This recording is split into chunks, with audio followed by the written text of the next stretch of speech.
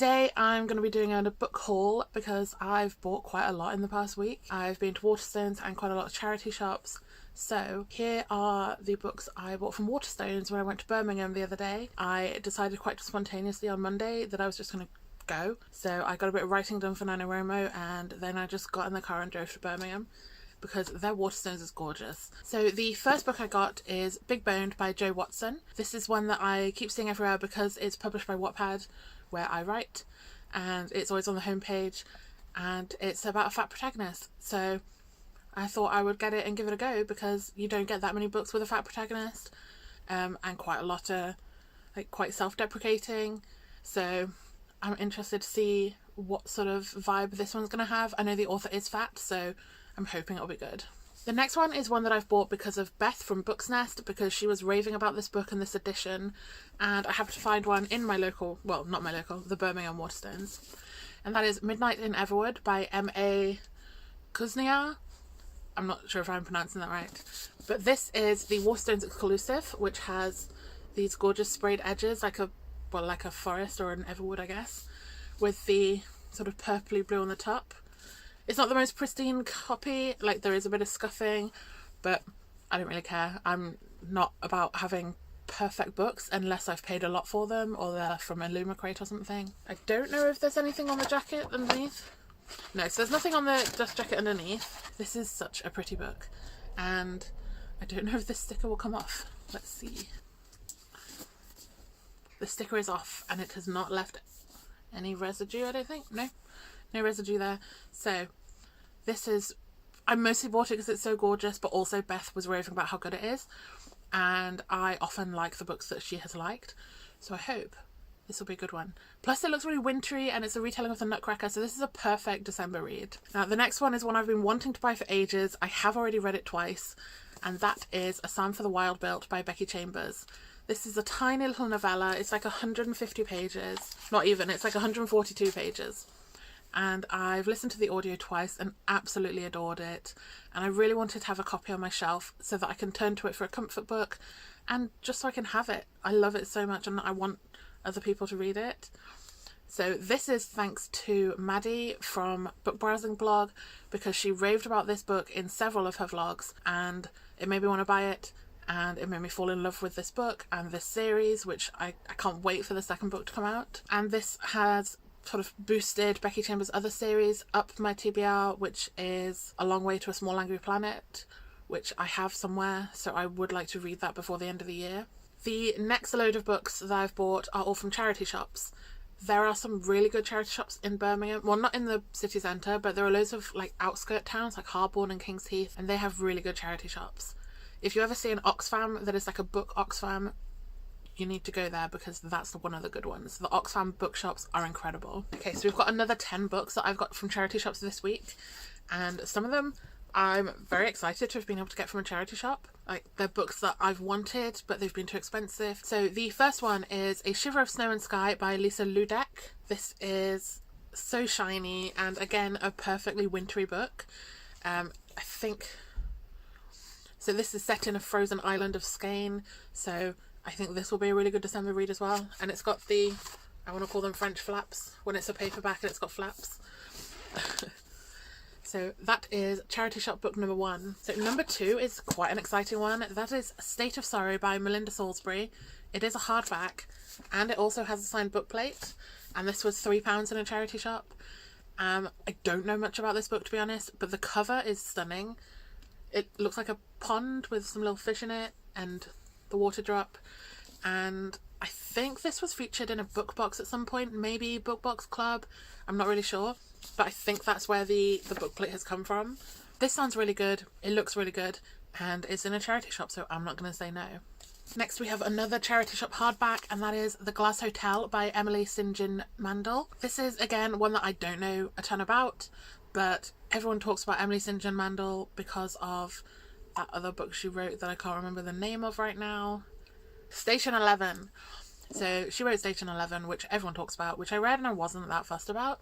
But The Glass Hotel, hardback, charity shop, gorgeous cover. Again, this looks quite wintry. I don't know if it's set in winter, but it is set in Canada, I think. so probably going to be cold. And this is only £2 in a charity shop. I have noticed that the charity shop near where I live is a lot cheaper. The books are like 99p, 1.99. The ones in Birmingham are up to like 4.99 for a book.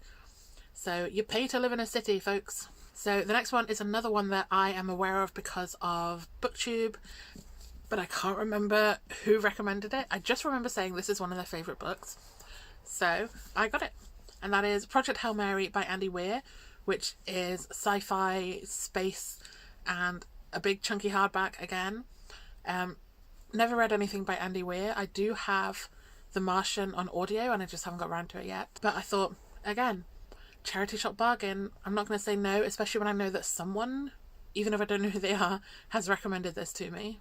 Okay, I've got 6 more books to show you, and they are all very samey because I've decided to start a challenge for myself to get all of Robin Hobb's Elderling Chronicles from charity shops. I currently have 8 of them. Oh, I have 7 books left to show you them because I got Assassin's Apprentice a while ago from a charity shop, and this week I found another 7. So I have 7 Robin Hobb books to show you that I've bought from charity. I haven't read Assassin's Apprentice yet. I don't know if I'll like it, but this is my new obsession, is trying to complete this collection just from charity. I can't find the second book anywhere though. I've got loads of the others. Can't find Royal Assassin. I might have to like listen to it on audio or something and then find it later. Assassin's Apprentice aside, because I already got that a few weeks ago, the next one I have in the series that I got this week is Assassin's Quest, which is book 3 in the first trilogy, which is the Farseer trilogy. Big chunky book.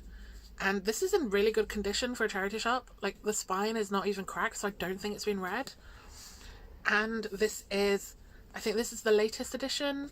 Like, it's, the price on the back is £10, so those are quite modern prices. The next trilogy in the Elderling Chronicles, I'm pretty sure, is the Live Ship Traders, and I have Ship of Destiny, which I can't remember which charity shop I found this in.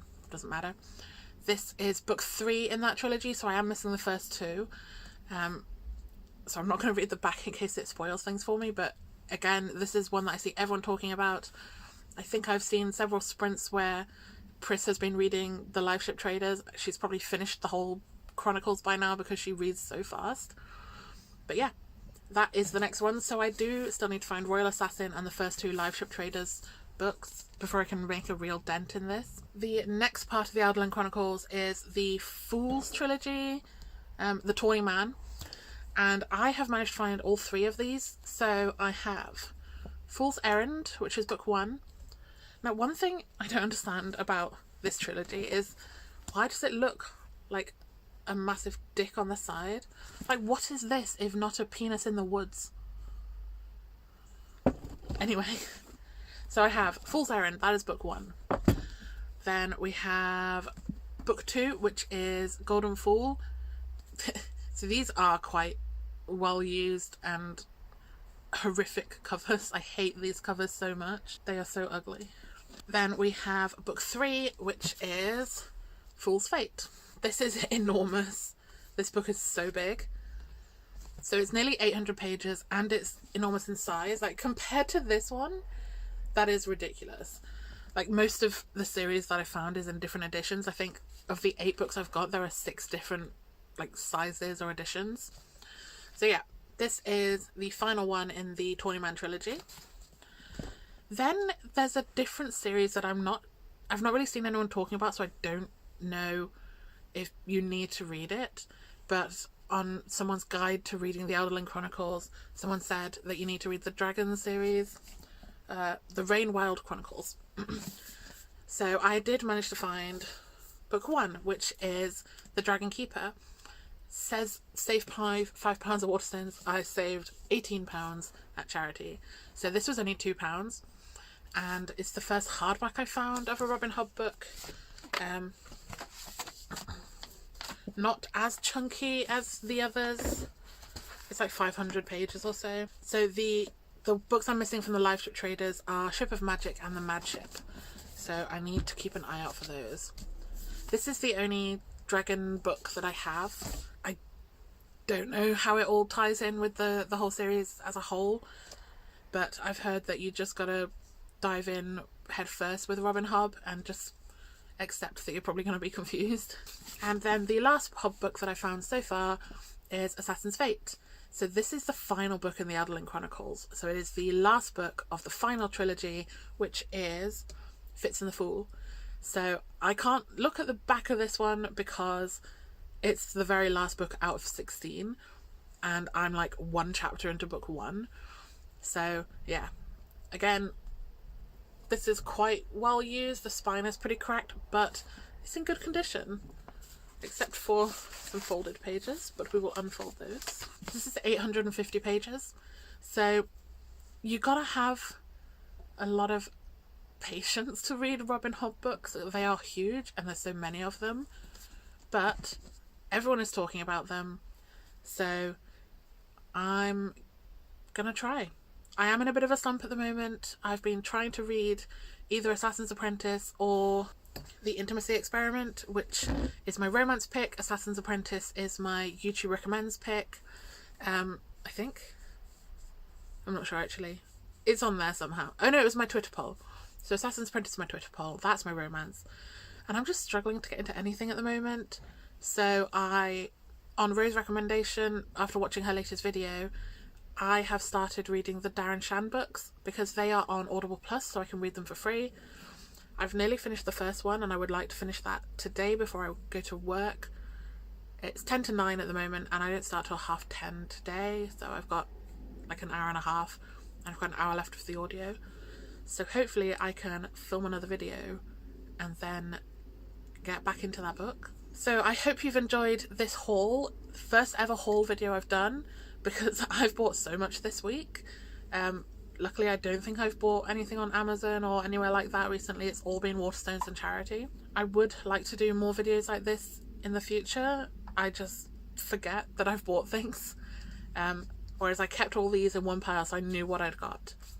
So I hope you've enjoyed this, and leave a little book emoji down below if you've made it this far, and I will see you in the next one.